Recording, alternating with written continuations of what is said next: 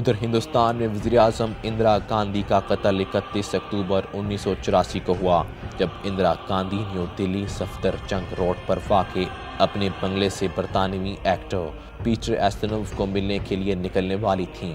انہیں ان کے ذاتی سکھ محافظوں نے اس بنگلے کے اندر گولی مار کر ہلاک کر دیا۔ ان کے دونوں سکھ محافظوں ونیت سنگھ اور ستوت سنگھ کو پولیس نے موقع پر ہی پکڑ لیا تھا۔ واضح رہے کہ اندرا گاندھی کے قتل کی بنیادی وجہ جون 1984 کو بھارتی فوج کے امرتسر میں واقع سکھوں کے گولڈن ٹیمپل میں کیے گئے آپریشن بتائی جاتی ہے۔ سکھوں کے اس قتل عام میں گولڈن ٹیمپل میں موجود تقریباً 600 سے زائد سکھ قتل کیے گئے، جن میں 37 سالہ سکھ رہنما جرنیل سنگھ بھندرف والا بھی شامل تھا۔ لہٰذا اس آپریشن کے بعد سکھوں میں گاندھی خاندان کے خلاف تعصب کی فضا پیدا ہوئی اور بالآخر اندرا گاندھی کے اپنے ذاتی سکھ محافظوں نے انہیں ہلاک کر دیا۔ اندرا گاندھی 1966 سے 1977 تک اور پھر 1980 سے 1984 تک بھارت کی وزیر اعظم رہیں۔ ان کے قتل کے بعد بھارت میں سکھوں اور ہندوؤں کے درمیان اختلافات کی آگ بھڑک اٹھی اور ہندوؤں نے پورے ہندوستان میں سکھوں کا قتل عام شروع کر دیا۔ دریں اثنا انسانی حقوق کی عالمی تنظیم نے بھارت کی حکومت پر زور دیا تھا کہ وزیر اعظم اندرا گاندھی کی ہلاکت کے بعد سکھوں کے قتل عام میں ملوث افراد کے خلاف کارروائی کرے۔ تنظیم نے مزید کہا کہ سکھوں کے اس قتل عام میں ملوث کچھ افراد حکمران جماعت کانگریس پارٹی کو گورننگ کونسل کے رکن بھی ہیں۔ اندرا گاندھی کے قتل کے بعد بھارت کے مختلف علاقوں میں سکھوں کے خلاف تشدد کے واقعات میں 1000 سے زائد افراد کو قتل کیا گیا تھا۔ ہندوستان میں اندرا گاندھی کے قتل کے بعد پاکستان کے صدر جنرل ضیاء الحق عالمی سازش کا شکار ہوئے، جب وہ 17 اگست 1988 کو بہاولپور میں ایک فوجی پریڈ کے معائنے کے بعد C-130 جہاز کے ذریعے واپس آ رہے تھے۔ ایک عینی شاہد کے مطابق جہاز نے فضا میں لڑکھڑانے کے بعد زمین سے جا ٹکرایا۔ اس فضائی حادثے میں جنرل ضیاء الحق کے علاوہ متعدد اعلیٰ فوجی افسران بھی ہلاک ہوئے۔ اس حادثے میں امریکی سفارت خار آن رافیل اور جنرل ہاربرٹ بھی مارے گئے۔ اس فضائی حادثے کی خبر پوری دنیا میں آگ کی طرح پھیل گئی۔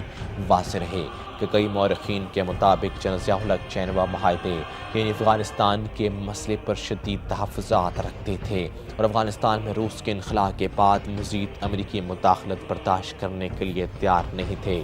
چنانچہ اسی لیے غیر ملکی انٹیلیجنس ایجنسیوں نے جنرل ضیاء الحق کو روس کے خلاف استعمال کرنے کے بعد ایک فضائی حادثے کے ذریعے ہلاک کروا دیا۔ جنرل ضیاء الحق کو 19 اگست کو اسلام آباد میں واقع فیصل مسجد کے باہر صحن میں دفن کیا گیا۔ ان کی وفات پر پورا عالم اسلام سوگوار ہوا۔ سعودی عرب سمیت متعدد مسلم ممالک میں ان کی غائبانہ نماز جنازہ ادا کی گئی۔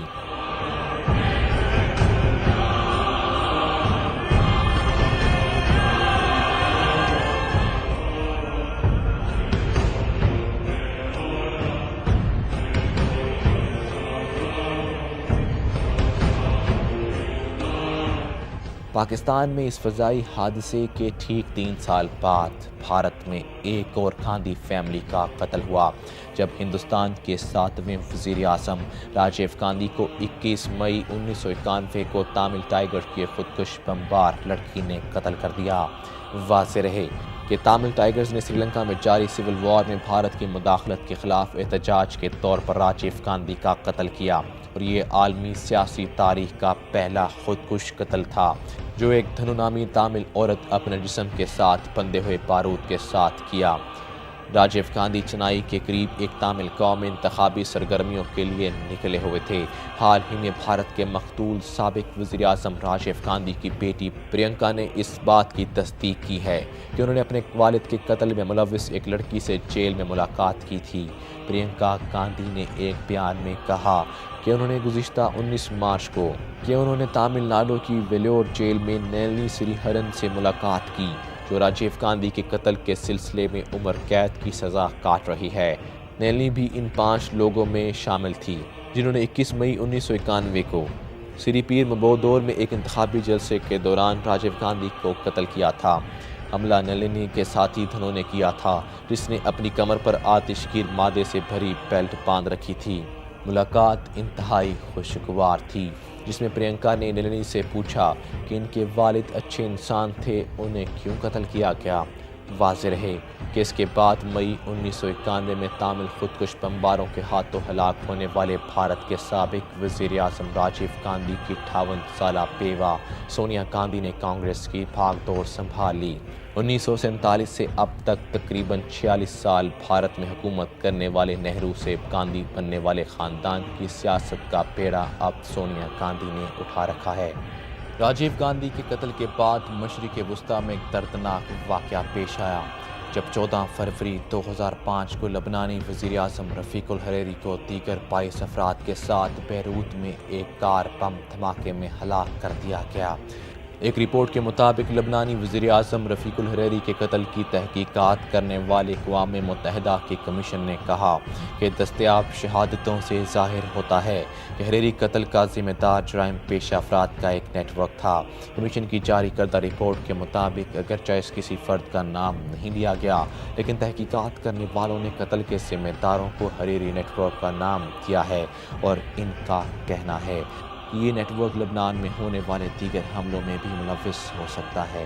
اس سے پہلے اقوام متحدہ ہی کی تحقیقات کے مطابق حریری قتل میں شام اور لبنان کے خفیہ اداروں کے ملوث ہونے کے اشارے دیے جاتے تھے، اگرچہ شام نے ہمیشہ اس کی تردید کی ہے۔ لبنان میں شام مخالف اور شام کے حامی حلقوں کی جانب سے رپورٹ کا خیر مقدم کیا گیا ہے۔ واضح رہے کہ اس قتل میں اسرائیل کی خفیہ ایجنسیوں کا ہاتھ نظر انداز نہیں کیا جا سکتا۔ ایک اور رپورٹ کے مطابق اس قتل کے منصوبے میں امریکی فوج کا ایک تھڑا JSOC یعنی جوائنٹ اسپیشل آپریشن کمانڈ ملوث تھا۔ ادھر پاکستان میں قیامت صغریٰ تب برپا ہوئی جب 27 دسمبر 2007 کی شام محترمہ بے نظیر بھٹو راولپنڈی کے لیاقت باغ میں ایک انتخابی جلسے سے خطاب کے بعد واپس جا رہی تھیں کہ ان پر ایک چشمہ لگائے نوجوان نے 3 فائر کیے۔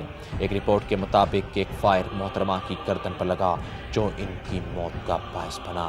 ان پر فائرنگ کے ٹھیک 4 سیکنڈ بعد ایک زوردار خودکش دھماکہ ہوا جس سے ہر طرف تباہی پھیل گئی۔ یہ دھرتی آپ کو پکار رہی ہے، مجھے پکار رہی ہے، اور اس لیے میں اس تاریخی لیاقت باغ میں آئی ہوں۔